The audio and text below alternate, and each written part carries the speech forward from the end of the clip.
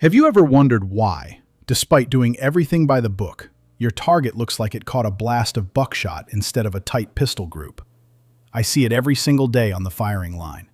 Right-handed shooters punching paper low and to the left, magazine after magazine. You swear your sights were dead on. You know your breathing was steady, but that round still dives toward the dirt. Listen. You are not alone. 9 out of 10 folks stepping up to the line are actively hijacking their own shots. But what if I told you there is a 30-second fix, a battle-tested adjustment that professional grandmasters have kept in their back pockets for decades?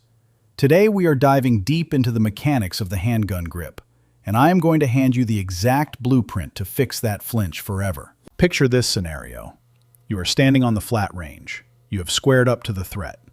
Your weight is pitched forward, knees got a slight bend, driving aggressively into the gun. You have that front post absolutely buried in the rear notch. You are hyper-focused. You press the trigger and trash. Another low left flyer. It is enough to make you want to throw your rig down range. But let me stop you right there. Do not beat yourself up. This is a biological glitch. Plain and simple. Human hands evolved to grasp tools as a single, unified mechanism.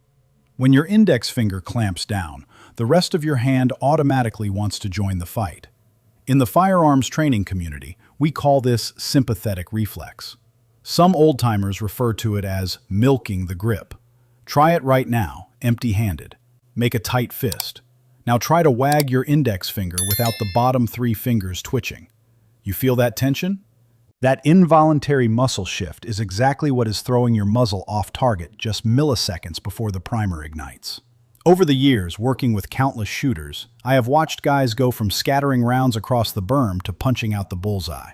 I have broken down the science, I have studied the tape on the pros, and today we are counting down 10 critical adjustments to lock in your accuracy. And stick around for number 1, because it is the foundational secret that makes the rest of this actually work. Number 10. Lock down your fighting stance. Before your hands ever mate with the pistol, your feet dictate the fight. Think of a boxer in the ring. Strong side foot dropped slightly rearward, knees bent to act as natural shock absorbers, chest driven over the toes. We are building a firing platform designed to eat recoil, not get pushed around by it. If your balance is sloppy, your hands will subconsciously overcompensate trying to keep you upright.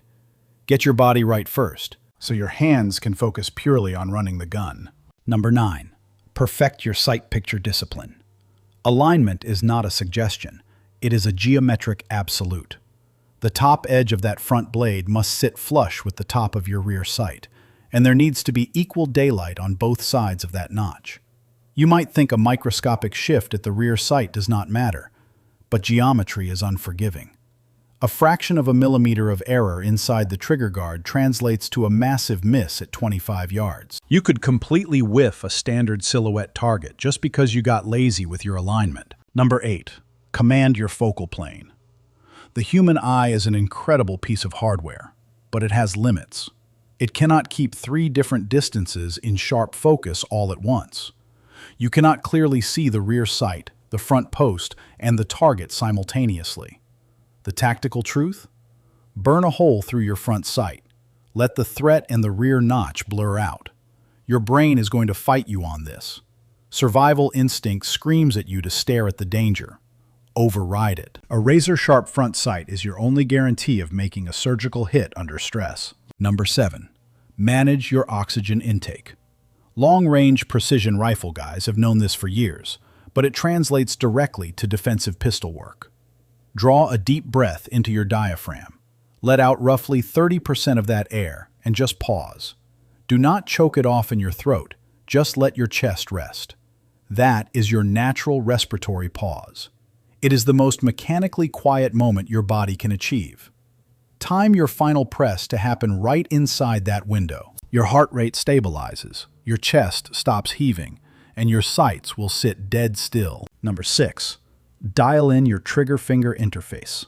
Throw away that outdated advice about only using the very tip of your finger. The only rule that actually matters is pulling the trigger straight to the rear without dragging the gun off target. If you have meaty hands and a tiny subcompact, you might need to bury your finger to the first joint. If you are running a heavy double-action pull, you need that mechanical leverage. Run this diagnostic. Clear your weapon. Dry fire while staring intently at your sights. If the muzzle dips or pulls left, shift your finger placement until you get a clean, uninterrupted rearward press. Number 5. Ride the reset.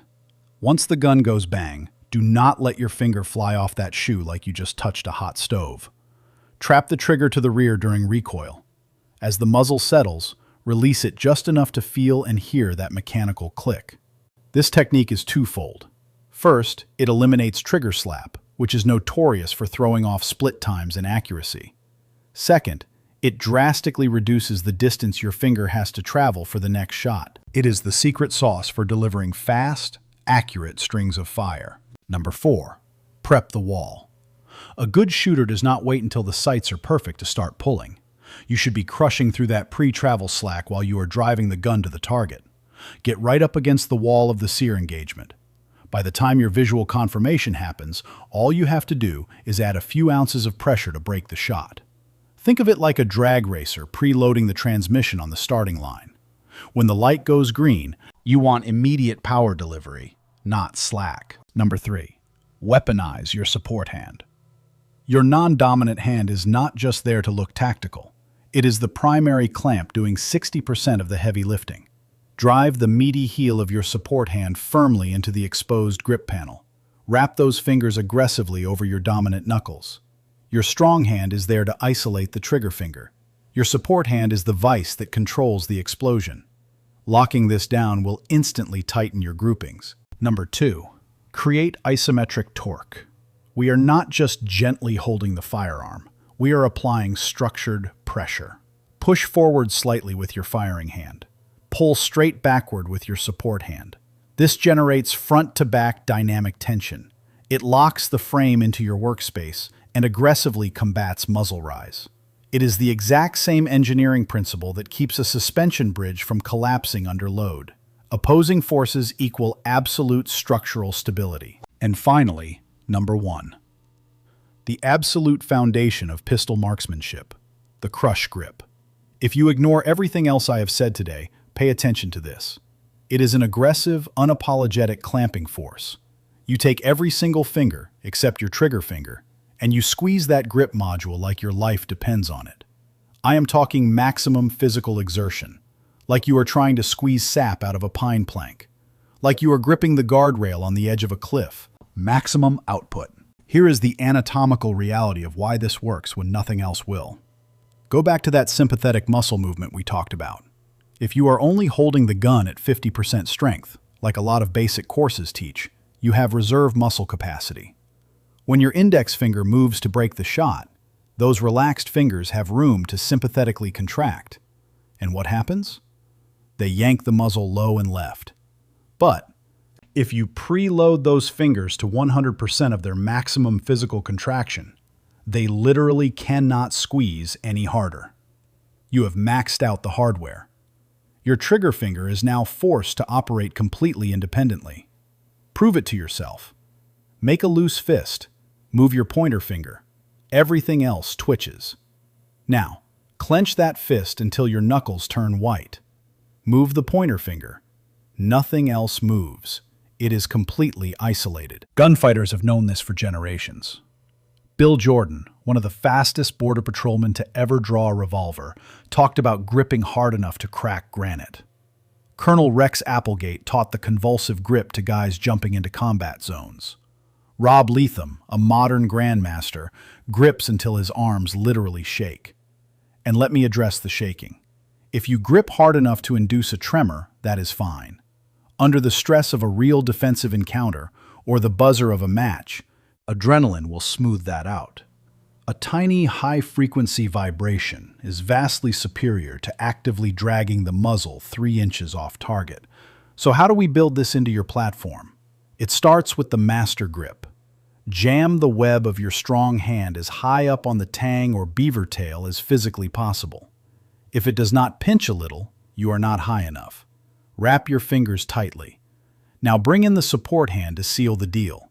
Thumb forward, filling every square inch of exposed polymer or steel. No daylight between your flesh and the gun. Now, turn on the crush. Ramp it up to absolute maximum output. If your front sight is shaking violently, dial it back 3% until it settles, but no more. You hold that aggressive pressure from the moment you press out through the entire string of fire until you decock or holster. Do not let up between shots to rest your hands. The results on paper are undeniable. Those frustrating low left flyers vanish entirely. That scattered shotgun pattern tightens into a single, ragged whole. I have seen guys on the range shrink their groups by more than half with just this one piece of advice. This is not range lore. It is pure biomechanics. Maximum voluntary contraction means the muscles cannot introduce unexpected movement during the trigger press. But the benefits do not stop there. First, it dominates recoil.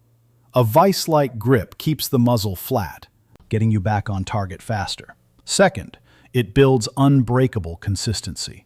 Maximum pressure is the exact same every time you draw. And third, it breeds absolute confidence.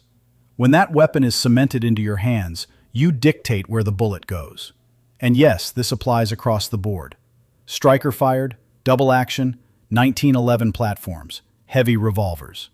Whether you are running .22 long rifle plinking ammo or stepping up to full house .44 Magnum defensive loads, the laws of physics do not care what you are shooting. Now, let us talk about the pitfalls. Do not confuse grip pressure with shoulder tension. Keep the crush localized in your hands and forearms. If your shoulders are shrugging up to your ears, you are destroying your mobility. Second, actively focus on isolating that trigger finger. It needs to feel like it is floating freely on its own hinge. And finally, do not get lazy as the magazine empties. Fatigue is real, but if you let your grip pressure drop on round number 12, your group is going to fall apart. I want you to take these 3 drills to the range to hardwire this into your central nervous system. First, dry fire diagnostics. Verify your weapon is empty. Check it twice, visually and physically. Pick a thumbtack on the wall. Establish the crush grip and press the trigger 50 times. Watch your front sight. If it dips, you are not squeezing the frame hard enough. Second, the ball and dummy drill. Have your buddy load your mags with a random mix of live rounds and snap caps. When the striker hits a dummy round, your flinch will be exposed for everyone to see. It is humbling, but it is the fastest way to diagnose milking the grip. Third, one-handed practice. Run this with both strong and support hands. When you take the stabilizing hand away, you are forced to realize just how critical max pressure is to keeping the gun locked during the trigger press. The best part about adopting the crush grip is that there is no learning curve for the results.